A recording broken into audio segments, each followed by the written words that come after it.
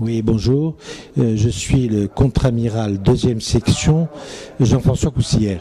Ceci, ça signifie que j'ai été pendant 35 ans dans la marine et que maintenant je suis à la retraite. Depuis que je suis à la retraite, je fais plusieurs choses sur la Méditerranée et plus particulièrement, je suis président d'une association qui s'appelle Euromed IHEDN.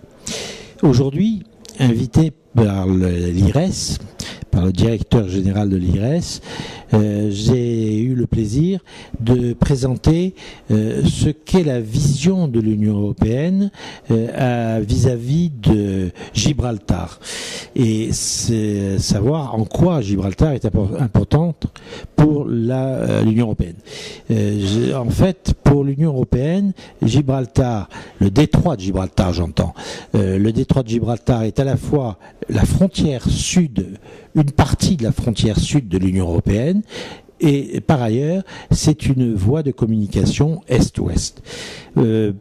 La partie frontière du sud de l'Union européenne rencontre plusieurs difficultés liées notamment à l'immigration, au trafic de stupéfiants, à quelques crises politiques, à des problèmes d'environnement, de rejet d'eau, d'insuffisance en eau, et puis surtout aussi de risque d'accidents maritimes. Pour ce qui est de l'aspect Est-Ouest, cet aspect Est-Ouest se partage en deux. Un, d'abord parce que c'est une voie commerciale dont l'Europe est dépendante à plus de 75% pour son trafic commercial, pour son importation commerciale, et à de l'ordre de 40% pour le gaz et 50% pour le pétrole.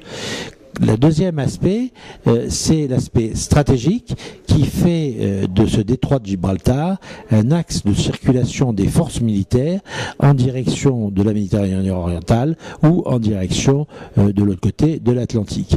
Et là, on s'aperçoit que ça reprend beaucoup d'importance avec la crise de la Syrie qui font que de nombreuses puissances apportent dans cette Méditerranée orientale des forces navales.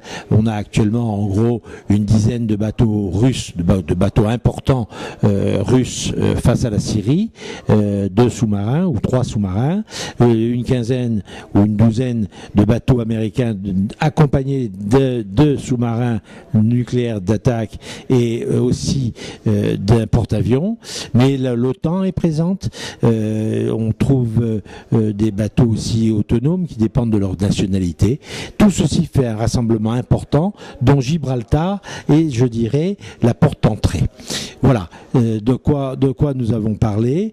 Ça veut dire en fait, en conclusion, que Gibraltar a une importance extrêmement vaste pour l'Europe, aussi bien en tant que frontière que en tant qu'axe de circulation.